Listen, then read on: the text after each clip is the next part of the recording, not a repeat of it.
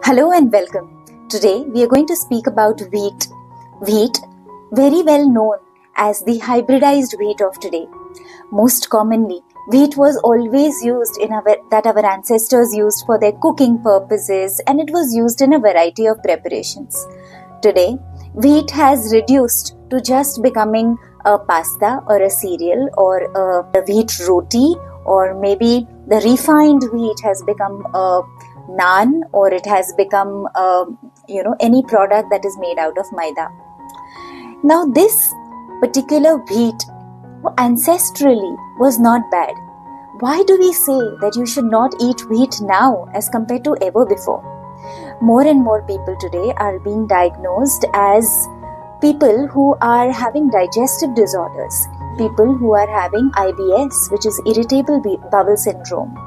More and more people are having metabolic disorders today. Yes, today India is called the diabetic capital of the world.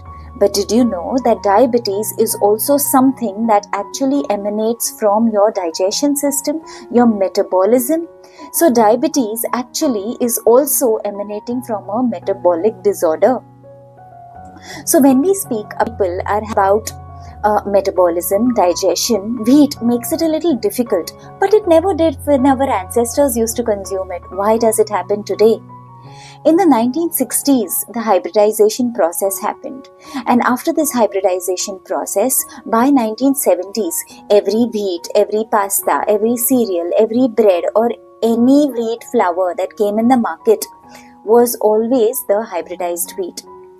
So does it mean that because wheat gives us a lot of gluten-related problems, gluten sensitivity and indigestion-related problems, we should stop consuming wheat? Nana, that's not what I'm saying.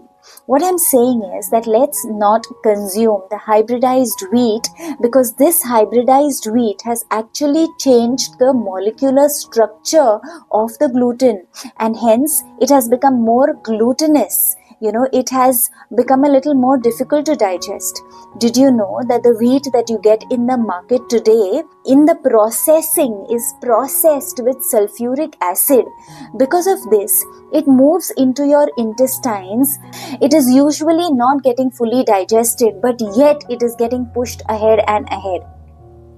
Now this makes sure that a lot of undigested wheat reaches your intestines, and it reaches the place where there is this thin little net from where the nutrition is to be absorbed into your bloodstream.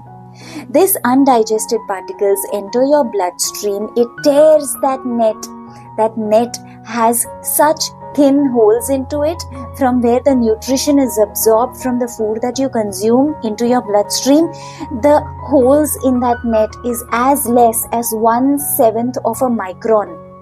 But because a lot of our wheat is undigested and it is still getting pushed, a lot of undigested particles enter your bloodstream.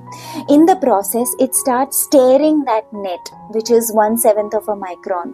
The tears become larger and larger and larger. A lot of protein molecules, undigested food particles enter your bloodstream, making your bloodstream also toxic. Because of the tears into that net, this process is called the leaky gut. Today, a lot of people are having this issue, the leaky gut syndrome. Now, what do you do to avoid all of these disadvantages of wheat? I'm not saying stop eating wheat. All I'm saying is stop eating the hybridized wheat. So how do you consume wheat, and what are the different ways that you can consume the right wheat?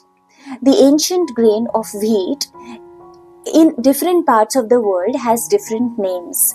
In India, you will be hearing it as Khapli wheat, Khapli, Khapli wheat, or even Emmer wheat. This Emmer wheat is easier to digest and does not have so much of negativity or difficulty in your digestion process because it is not hybridized. It's not gone out of the markets today because more and more people are getting aware there is a greater demand for the Khapli wheat or the Emmer wheat. You find it on Amazon, you find it in organic shops, you find it in the grocers. Yes, its price is high. Its price is a little high because it's not readily available. The supply is less. The supply is less because the demand is less. As more and more people start demanding this non-hybridized wheat, the ancient grain, yes, probably the prices will also subside down. In different parts of the world, it may also be called as spelt, or it may be called as kamut or Einkorn. Now these are the different grains which are your ancient grains, and I would urge that each one of you starts consuming these ancient grains. Now when we speak particularly about the wheat, it's very important that let's not look at wheat in the Indian context only to make your rotis. Now wheat in the Indian context should also be seen that our ancient recipes used sprouted wheat. So when you take your grains and just the way you sprout your moong or any of your other dals, similarly you have the capability of sprouting wheat. Sprout your wheat, and this sprouted wheat can also be used as a porridge. You cook it later and then use it as a porridge, added with jaggery. It becomes an amazing kheer, it becomes an amazing dish. Yes, that is something that you can definitely try. And the nutrient value of the sprouted wheat is far higher than the one that you get from the flour that you get it into your local mills and you grind it and you get it in your house and then you don't finish it very fast and it stays in your house for months altogether. This flour will have less nutritive value as compared to the sprouted wheat because it has life, it has prana shakti into it. What is another way in which you can consume wheat? The other way in which you can consume wheat is the wheat grass juice. The grass of the wheat plants, you just chop them off and you may just want to either boil it into water and consume that water, or you may just want to grind it into the mixer grinder and take that juice. If you don't like it like this, take some warm water and add 1 tablespoon or 2 tablespoons of that green juice, the wheatgrass juice, add it into your warm glass of water and drink it the way you like it. But this wheatgrass juice, it is called the green gold because it is an amazing detoxifier. It detoxifies your body like anything. It has an amazing property of taking out toxins out of your body. And did you know that it can also prevent cancer, and it also has the ability to heal cancer? So wheatgrass is tremendous. It has great power into our Ayurvedic texts or any ancient wisdom. So wheatgrass is an excellent thing to consume. The other way that you can consume wheat is by grinding it into your local mill or having an electric mill in your house and just grinding it at home and using it with the bran. There's no point of removing the bran and getting that extra polished stuff and making sure that the gluten content is high. With the bran, it is excellent because it also gives you fiber. The other way you can consume wheat is by taking 50% of your wheat flour. I'm talking about the Khapli wheat flour or the Emmer wheat flour or the ancient grains, okay? Now taking 50% of this wheat and taking 50% of vegetables. So if you have vegetables that you have ground a little as a pulp and you mix it 50% of wheat and 50% of these ground vegetables, you can make a chapati out of it, a roti out of it, a bread out of it. And trust me, not just that it tastes delicious, but it also is excellent because it adds fiber to your diet, it adds minerals to your diet, and it is extremely good as far as the nutritive content of that chapati or that roti is concerned. What is it that you can do to be able to make sure that the wheat roti that you are making is of more nutritive value? That can be done if you take a tawa, which is not your regular aluminium or your non-stick or your iron tawas, etc. You use a earthen tawa.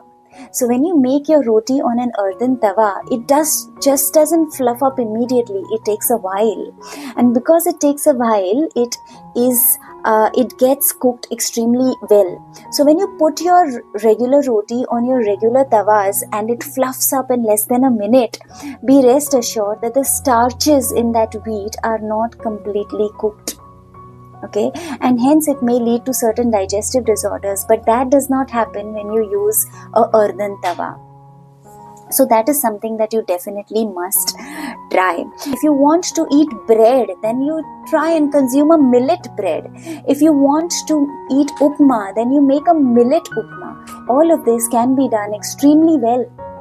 And trust me, it tastes also extremely well. You have to try it, you have to taste it, and you will love it. Did you know that whenever you are consuming wheat, it is best to add a little bit of ghee on your wheat ka roti? Whenever you are consuming that roti or that flatbread of wheat, it's nice to add ghee on it, and then when you are eating it with your vegetables, don't just roll it as a paratha and eat it with a little bit of pickles and all of that. That's not the best combination. The best combination is when you club it with the fiber which comes from vegetables, and when you eat it with the vegetables, make sure there is ghee on your roti. Now all of this, when goes into your mouth and you nicely chew it, mix it with your saliva, masticate it, and let that bolus enter you. When it is well chewed and well masticated, then that is going to give you no digestive disorders, as compared to that watching television and quickly gulping your food without mixing it with your saliva. That's not great. That's definitely going to give you digestive disorders. So this was about the alternative ways in which you can consume wheat. I hope this is useful. I will see you in another video with another way for natural healing. Till then, namaste.